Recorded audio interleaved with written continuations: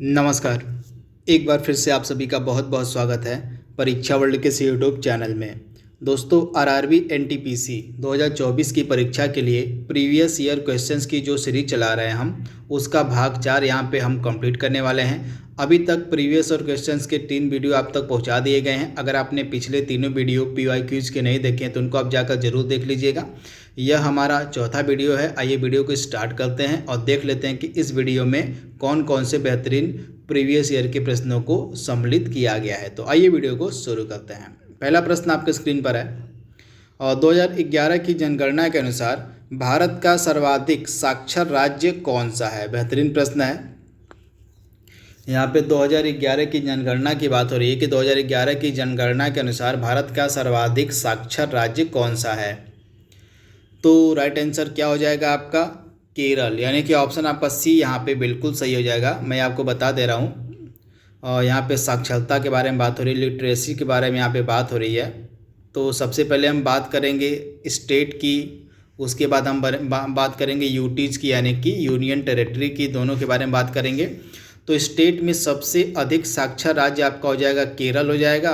साक्षरता के मामले में केरल सबसे टॉप पर है। वहीं यूटी में, यानी कि केंद्र शासित प्रदेश में सर्वाधिक साक्षरता किसकी है? तो लक्षद्वीप की है। तो इसे भी आप याद कर लीजिएगा, लक्षद्वीप की है। वहीं न्यूनतम साक्षरता वाला राज्य कौन सा हो जाएगा? तो बिहार हो जाएगा। न्यूनतम साक्षरता कहाँ पर है? तो बिहार में है। वहीं किस केंद्र शासित प्रदेश में न्यूनतम साक्षरता दर है? तो आप याद कर लीजिएगा, केंद्र शासित प्रदेश में दादरा एवं नगर हवेली की, आप याद कर लीजिएगा, दादरा एवं नगर हवेली की जो साक्षरता दर है वह न्यूनतम है। हम यहाँ पे यूटीज़ की बात कर रहे हैं। तो एक बार फिर से मैं आपको बता दे रहा हूँ स्टेट की। तो किस राज्य की सबसे अधिक साक्षरता दर है? केरल की है। और न्यूनतम किसकी है? बिहार की है। वहीं केंद्र शासित प्रदेश की बात करें तो सर्वाधिक साक्षरता वाला केंद्र शासित प्रदेश आपका लक्षद्वीप हो जाएगा और न्यूनतम हो जाएगा दादरा एवं नगर हवेली। तो इनके बारे में आपको याद रखना है। बेटी बचाओ बेटी पढ़ाओ योजना किस वर्ष में स्टार्ट की गई थी? बेहतरीन प्रश्न है। तो आप याद कर लीजिएगा 22 जनवरी 2015 को, आप याद कर लीजिएगा 22 जनवरी 2015 को जो है यह योजना स्टार्ट की गई थी हरियाणा के पानीपत से। कहाँ से? तो हरियाणा के पानीपत से जो है इसको शुरू किया गया था प्रधानमंत्री नरेंद्र मोदी जी के द्वारा। तो ये फैक्ट आपको क्लियर कर लेना है। राइट आंसर क्या हो जाएगा? वर्ष 2015। तो यहाँ पर इसके बारे में डिटेल भी लिखा गया है जिसको आप देख सकते हैं। बेटी बचाओ बेटी पढ़ाओ योजना की जो शुरुआत है प्रधानमंत्री नरेंद्र मोदी द्वारा 22 जनवरी 2015 को हरियाणा के पानीपत से की गई थी। तो बेहतरीन प्रश्न है, इसके बारे में आपको याद रखना है। अगला प्रश्न आपके स्क्रीन पर है। व्यपगत का सिद्धांत, जिसको हम डॉक्ट्रिन ऑफ लैप्स भी कहते हैं, डॉक्ट्रिन ऑफ लैप्स इसको इंग्लिश में बोलते हैं और हिंदी में इसको बोलते हैं व्यपगत का सिद्धांत। तो इस नीति को किसने तैयार किया था? आपसे पूछा जा रहा है। तो इस नीति को तैयार किया गया था डलहौजी के द्वारा। तो आप याद कर लीजिएगा, डलहौजी के द्वारा जो है इस नीति को तैयार किया गया था। तो ऑप्शन आपका बी यहाँ पे बिल्कुल सही हो जाएगा। वहीं जो सहायक संधि की नीति थी इसको तैयार किया था वेलेजली ने। तो इसको भी आप याद कर लीजिएगा, जो वेलेजली था इसके द्वारा सहायक संधि की जो है शुरुआत करी गई थी। ये फैक्ट आप याद कर लीजिएगा। कर्जन ने किसकी शुरुआत, कर्जन के कार्यकाल में क्या हुआ था? तो मेजर सबसे बड़ा जो घटनाक्रम था कर्जन के कार्यकाल का वह था बंगाल का विभाजन। तो इसके बारे में आप याद कर लीजिएगा, बंगाल का जो विभाजन था यह कर्जन के कार्यकाल में हुआ था। कार्नवालिस के कार्यकाल में बहुत सारे घटनाक्रम हुए थे, जिनमें से एक था जमींदारी बंदोबस्त। इसको भी आप याद कर लीजिएगा। जमींदारी बंदोबस्त जो है इसी के कार्यकाल में, इसी के परमानेंट सेटलमेंट जिसको हम बोलते हैं, कार्नवालिस के द्वारा ही स्टार्ट किया गया था, शुरू किया गया था। तो ये फैक्ट आपको याद कर लेने हैं। इसके बाद अगला प्रश्न आपके स्क्रीन पर है। बल, यानी कि बल का एसआई मात्रक, यहाँ में पूछा गया कि बल का एसआई मात्रक क्या होता है। इम्पॉर्टेंट प्रश्न है, बेहतरीन प्रश्न है। तो बल का एसआई मात्रक क्या हो जाएगा? तो आप याद कर लीजिएगा न्यूटन। ऑप्शन बी आपका यहाँ पे बिल्कुल सही हो जाएगा, न्यूटन। अगला प्रश्न आपके स्क्रीन पर है। भारतीय अंतरिक्ष अनुसंधान समिति का जो गठन है कब किया गया था? बेहतरीन प्रश्न है। तो राइट आंसर क्या होने वाला है आपका? 1962 में। आप याद कर लीजिएगा 1962 में जो है भारतीय अंतरिक्ष अनुसंधान समिति का जो गठन है यह किया गया था, तो इसके बारे में आप याद कर लीजिएगा। वहीं इसरो का गठन कब किया गया था? भारतीय अंतरिक्ष अनुसंधान परिषद यानी कि इंडियन स्पेस रिसर्च ऑर्गेनाइजेशन का गठन कब किया गया था? तो 15 अगस्त 1969 को। तो दोनों में आपको कन्फ्यूजन नहीं रखना है। इसरो का हेडक्वार्टर कहाँ पर है? तो बेंगलुरु में है। बेंगलुरु में जो है इसरो का हेडक्वार्टर है। और इसके वर्तमान में अध्यक्ष कौन है? तो एस सोमनाथ जो है इसके वर्तमान में अध्यक्ष हैं इसरो के। भारत का पहला जो उपग्रह था आर्यभट्ट जिसका नाम था, यह कब प्रक्षेपित किया गया था? तो राइट आंसर क्या हो जाएगा? 19 अप्रैल 1975 को। ऑप्शन ए आपका यहाँ पे सही दिया गया है। अगला प्रश्न आपके स्क्रीन पर है, फिकस बेंगालेंसिस किसका वैज्ञानिक नाम है? आपसे पूछा जा रहा है कि यह जो फिकस बेंगालेंसिस है किसका वैज्ञानिक नाम है। बेहतरीन प्रश्न है। तो राइट आंसर क्या हो जाएगा? तो इसका जो राइट आंसर है आपका होने वाला है पीपल का। आप याद कर लीजिएगा यह किसका वैज्ञानिक नाम है।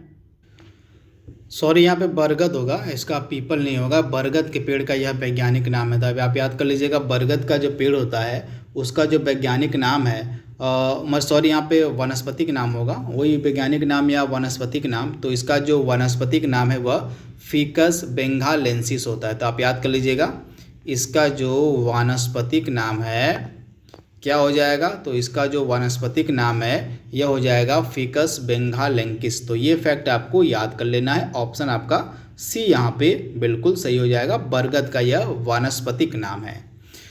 दहेज प्रतिषेध अधिनियम कब लागू किया गया था? बेहतरीन प्रश्न है। तो राइट आंसर क्या हो जाएगा? 1961 में। आप याद कर लीजिएगा जो दहेज प्रतिषेध अधिनियम था यह कब लागू किया गया था?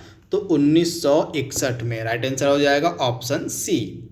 अगला प्रश्न आपके स्क्रीन पर है, नोबेल पुरस्कार कितनी श्रेणियों में दिया जाता है? आपको बताना है कि जो नोबेल पुरस्कार है यह कितनी श्रेणियों में दिया जाता है। तो टोटल जो है 6 श्रेणियों में नोबेल पुरस्कार दिया जाता है। ये 6 श्रेणियाँ कौन कौन सी है मैं आपको बता दे रहा हूँ। पहला आपका हो जाएगा फिजिक्स के क्षेत्र में यानी कि भौतिकी के क्षेत्र में। आप याद कर लीजिएगा पहला हो गया भौतिकी के क्षेत्र में यानी कि फिजिक्स के क्षेत्र में। दूसरा हो गया केमिस्ट्री के क्षेत्र में यानी कि रसायन विज्ञान के क्षेत्र में। तीसरा आपका क्या हो जाएगा? तीसरा आपका हो जाएगा मेडिसिन के क्षेत्र में यानी कि आपका किस में हो जाएगा? मेडिकल के क्षेत्र में, चिकित्सा के क्षेत्र में जो है दिया जाता है नोबेल पुरस्कार। और उसके बाद चौथा हो जाएगा लिटरेचर के क्षेत्र में यानी कि साहित्य के क्षेत्र में दिया जाता है, साहित्य के क्षेत्र में। तो इसको भी आप याद कर लीजिएगा। पांचवा आपका क्या हो जाएगा? तो पांचवा आपका हो जाएगा शांति के क्षेत्र में यानी कि पीस के क्षेत्र में, शांति के क्षेत्र में दिया जाता है। और छठा आपका हो जाएगा इकोनॉमिक यानी कि अर्थशास्त्र के लिए भी नोबेल पुरस्कार दिया जाता है। तो टोटल 6 श्रेणियों में नोबेल पुरस्कार प्रतिवर्ष वितरित किए जाते हैं। तो ये फैक्ट आपको याद कर लेना है। भारत का सबसे नया नाभिकीय ऊर्जा संयंत्र कौन सा है? भारत का सबसे नया नाभिकीय ऊर्जा संयंत्र कौन सा है? तो राइट आंसर क्या हो जाएगा? कुडनकुलम, जो कि तमिलनाडु में है। यह सबसे लेटेस्ट भारत का नाभिकीय ऊर्जा संयंत्र है। तो ये फैक्ट आपको याद कर लेना है, कुडनकुलम। और इसके अलावा जो काकरापार परमाणु ऊर्जा संयंत्र है, नाभिकीय ऊर्जा संयंत्र है, यह किस स्टेट में है? तो गुजरात में है। तो इसे भी आप याद कर लीजिएगा। कलपक्कम भी आपका तमिलनाडु में ही है। इसके अलावा नरौरा आपका उत्तर प्रदेश के बुलंदशहर में है। अगला प्रश्न आपके सामने है, भारत रत्न जो है कब पेश किया गया था यानी कि पहली बार भारत रत्न कब प्रदान किया गया था? तो राइट आंसर क्या हो जाएगा? 1954 में जो है पहली बार भारत रत्न दिया गया था। टोटल 3 लोगों को दिया गया था। ये 3 लोग कौन कौन से थे आपके स्क्रीन पे यहाँ पे लिखा हुआ है, इनको आप देख सकते हैं। सी राजगोपालाचारी, डॉक्टर सर्वपल्ली राधाकृष्णन और सीवी रमन, इनको जो है पहला नोबेल पुरस्कार दिया गया था 1954 में। तो ये फैक्ट आप याद कर लीजिएगा। इन तीनों के नाम आपके जबान पर होने चाहिए। सी राजगोपालाचारी, सर्वपल्ली राधाकृष्णन और सीवी रमन को जो है 1954 में पहला जो है भारत रत्न पुरस्कार दिया गया था। तो ये फैक्ट आपको याद कर लेना है। इसके बाद अगला प्रश्न आपके स्क्रीन पर है, सार्क में कितने सदस्य देश शामिल हैं? सार्क की यहाँ पे बात हो रही है कि सार्क में कितने सदस्य देश शामिल हैं। तो सार्क में टोटल सदस्य देश 8 हैं। ऑप्शन आपका बी यहाँ पे बिल्कुल सही हो जाएगा। सार्क की जो स्थापना है 8 दिसंबर 1985 को की गई थी। कहाँ पर? तो बांग्लादेश के ढाका में इसकी स्थापना की गई थी, लेकिन जो है इसका हेडक्वार्टर आपको मिलेगा काठमांडू में। नेपाल की राजधानी काठमांडू में इसका हेडक्वार्टर है, लेकिन इसकी स्थापना बांग्लादेश के ढाका में 8 दिसंबर 1985 को की गई थी। और इसके टोटल जो है 8 सदस्य देश हैं। सार्क का पूरा नाम क्या होता है? दक्षिण एशियाई क्षेत्रीय सहयोग संगठन। तो ये फैक्ट भी आपको याद रखना है। तो यहाँ पे सारी डिटेल आपके सामने लिखी गई है। दक्षिण एशियाई क्षेत्रीय सहयोग संगठन इसको हम बोलते हैं। इसके 8 सदस्य देश हैं: अफगानिस्तान, बांग्लादेश, भूटान, भारत, मालदीव, नेपाल, पाकिस्तान और श्रीलंका। इसकी क्या है? 8 सदस्य देश हैं। इसकी स्थापना 8 दिसंबर 1985 को बांग्लादेश के ढाका में की गई थी और इसका मुख्यालय वर्तमान में नेपाल की राजधानी काठमांडू में है। तो ये सारे फैक्ट आपको याद रखने हैं। अगला बेहतरीन प्रश्न आपके सामने है। 1931 का जो कांग्रेस का अधिवेशन हुआ था, इसकी अध्यक्षता किसके द्वारा करी गई थी? तो बेहतरीन प्रश्न है। राइट आंसर क्या होने वाला है इसका? सरदार वल्लभ भाई पटेल के द्वारा 1931 का जो कराची सेशन हुआ था, कराची में यह हुआ था सेशन, तो इसकी जो अध्यक्षता यह करी गई थी किसके द्वारा? सरदार वल्लभ भाई पटेल के द्वारा। तो ये फैक्ट आपको याद रखना है। वहीं 1925 का जो कानपुर का सेशन हुआ था, इसकी अध्यक्षता किसने करी थी? तो सरोजिनी नायडू ने करी थी। तथा किसी भी भारतीय महिला के द्वारा कांग्रेस की अध्यक्षता जो है पहली बार की गई थी। तो आप याद कर लीजिएगा, कांग्रेस के सेशन की, कांग्रेस के अधिवेशन की अध्यक्षता करने वाली पहली भारतीय महिला कौन थी? तो इनका नाम था सरोजिनी नायडू। 1925 के कानपुर अधिवेशन की इन्होंने अध्यक्षता करी थी। वहीं जवाहरलाल नेहरू ने जो है 1929 का जो लाहौर अधिवेशन हुआ था, उसकी अध्यक्षता करी थी। 1929 का जो फेमस लाहौर अधिवेशन था, इसकी अध्यक्षता जवाहरलाल नेहरू के द्वारा की गई थी। तो ये फैक्ट भी आपको याद रखना है। वहीं महात्मा गांधी ने एकमात्र अधिवेशन किया था 1924 में बेलगाम का। तो इसके बारे में भी आप याद कर लीजिएगा। बेलगाम का जो अधिवेशन था 1924 का, यह किसके द्वारा इसकी अध्यक्षता करी गई थी? तो महात्मा गांधी के द्वारा। तो चारों के बारे में मैंने आपको बता दिया है। यहाँ पे मीथेन का प्रतीक पूछा गया कि मीथेन का प्रतीक क्या है? तो मीथेन का प्रतीक क्या हो जाएगा? CH4। ऑप्शन आपका ए यहाँ पे बिल्कुल सही हो जाएगा, CH4। अगला प्रश्न आपके स्क्रीन पर है। अंग्रेजों ने मैसूर के साथ कितने युद्ध लड़े थे? बेहतरीन प्रश्न है। यह प्रश्न पूछा गया है आपके NTPC के परीक्षा में। आपको बताना है कि अंग्रेजों ने मैसूर के साथ कितने युद्ध लड़े थे। तो टोटल जो है आंग्ल मैसूर युद्ध कितने हुए थे? टोटल आपके 4 हुए थे आंग्ल मैसूर युद्ध। आप याद कर लीजिएगा टोटल कितने हुए थे। तो टोटल आंग्ल मैसूर युद्धों की संख्या 4 थी। आइए बता देता हूँ इसके बारे में। पहला कब हुआ था? 1767 से लेके 1769 तक। दूसरा कब हुआ था? तो दूसरा हुआ था 1780 से 1784 तक। तीसरा कब हुआ था? तो तीसरा हुआ था 1790 से 92 हो जाएगा, 90 से 92। और आपका चौथा हुआ था 1799 में। तो ये टोटल 4 अंग्रेज और मैसूर के शासकों के मध्य युद्ध हुए थे। तो ये फैक्ट आप याद कर लीजिएगा। तथा जो पहला वाला आंग्ल मैसूर युद्ध था, इसमें हैदर अली जीत जाता है और अंग्रेज़ों की हार होती है। फिर दूसरे वाले में जो है हैदर अली हार जाता है और उसकी मृत्यु भी हो जाती है दूसरे वाले में। फिर तीसरे वाले में जो है टीपू सुल्तान युद्ध करता है, उसका बेटा जो टीपू सुल्तान था वह युद्ध करता है, वह भी तीसरे वाले में हार जाता है।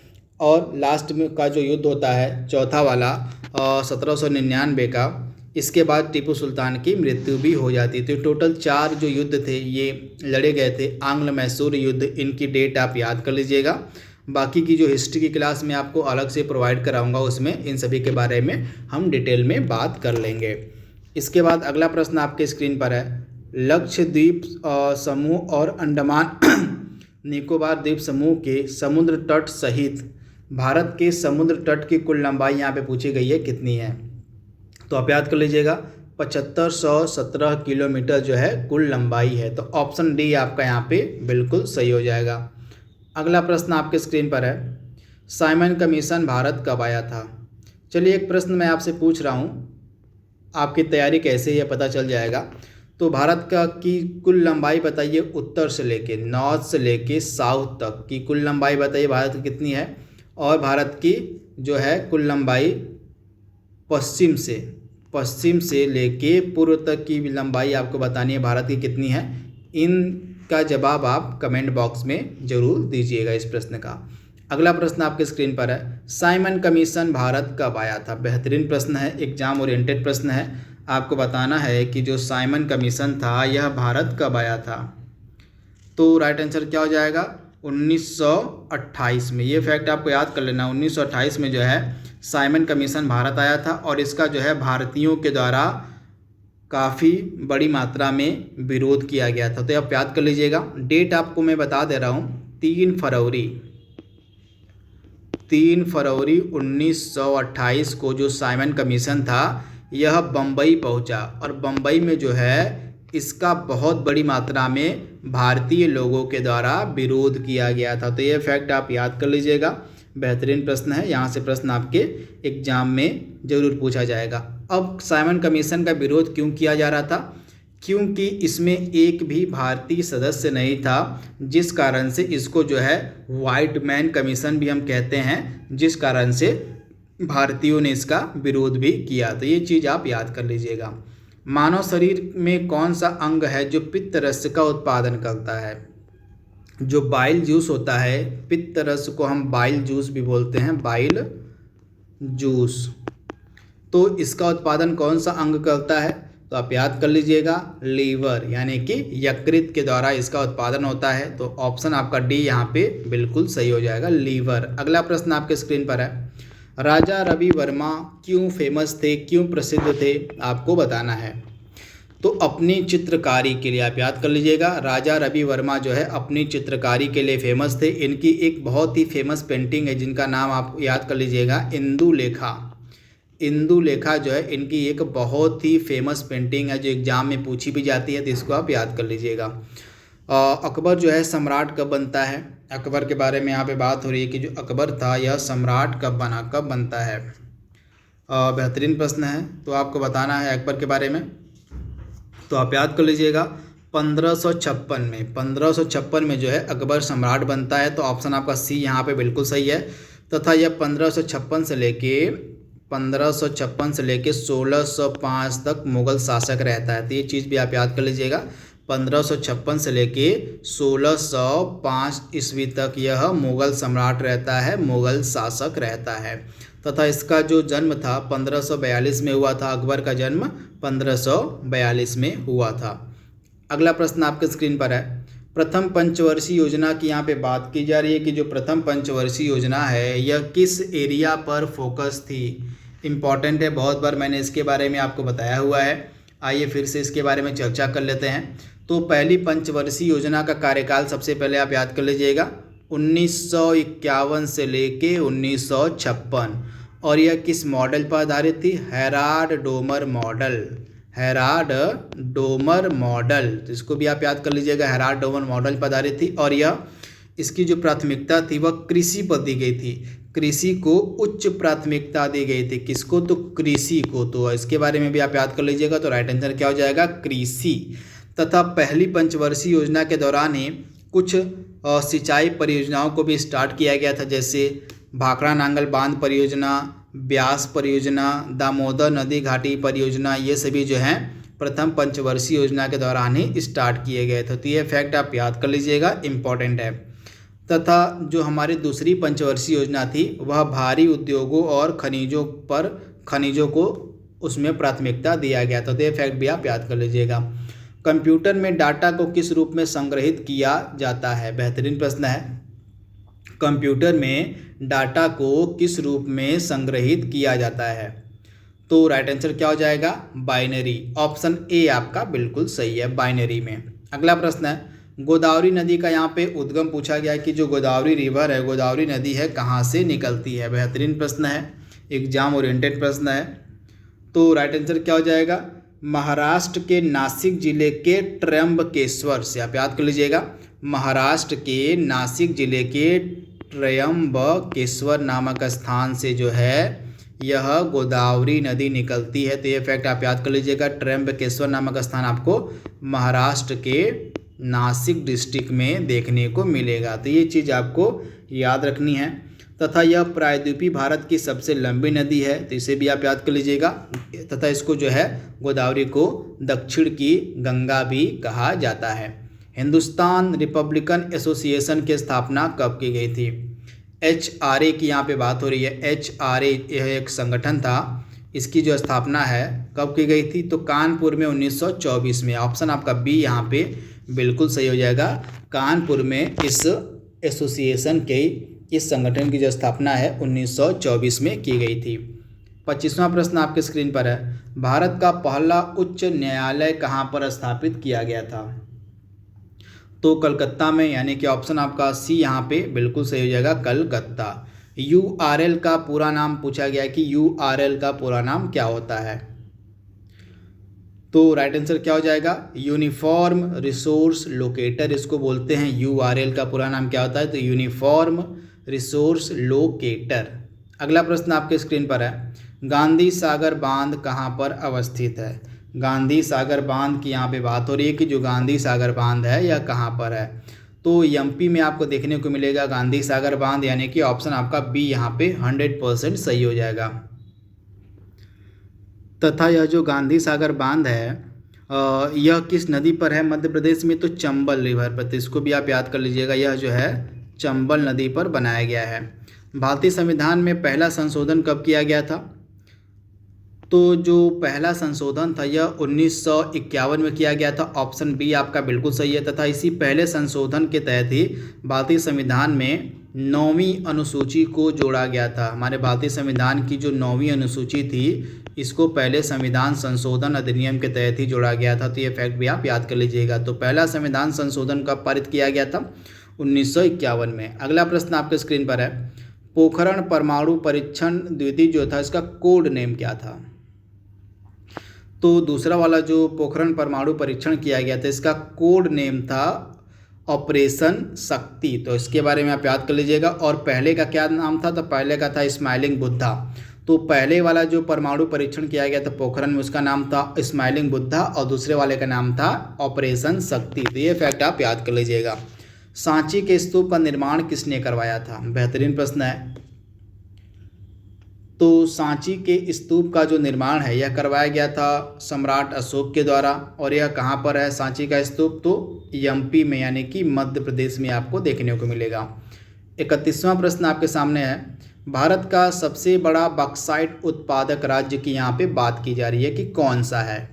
तो आप याद कर लीजिएगा, बॉक्साइट उत्पादक राज्य सबसे बड़ा कौन सा है? उड़ीसा। ऑप्शन ए आपका बिल्कुल सही हो जाएगा, उड़ीसा। केल्विन पैमाने पर पानी का हिमांक कितना होता है? केल्विन पैमाने पर पानी का हिमांक कितना होता है? तो 273.15 केल्विन, यानी कि ऑप्शन आपका डी यहाँ पे बिल्कुल सही दिया गया है। 33वां प्रश्न आपके सामने है। ताजमहल परिसर का निर्माण लगभग कब शुरू किया गया था? ताजमहल का जो निर्माण है यह कब शुरू किया गया था? 1632 में। ये फैक्ट आप याद कर लीजिएगा। 1632 ईस्वी में लगभग जो है इसका निर्माण शुरू किया गया था।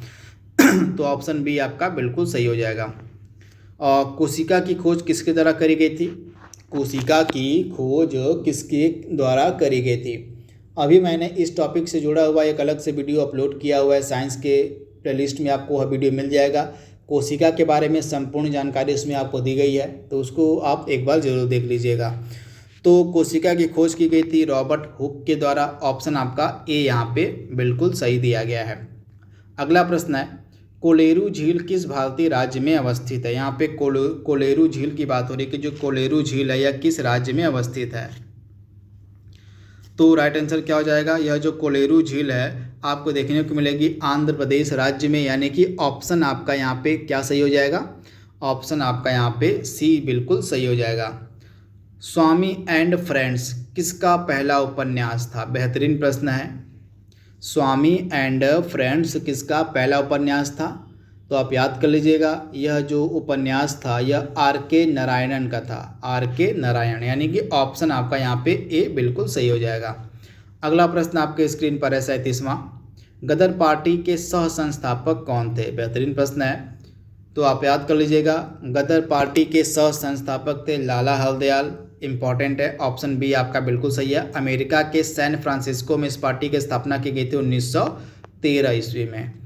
फेसबुक के संस्थापक यहाँ पे पूछे गए हैं, तो मार्क जकरबर्ग आपका राइट आंसर हो जाएगा, मार्क जकरबर्ग।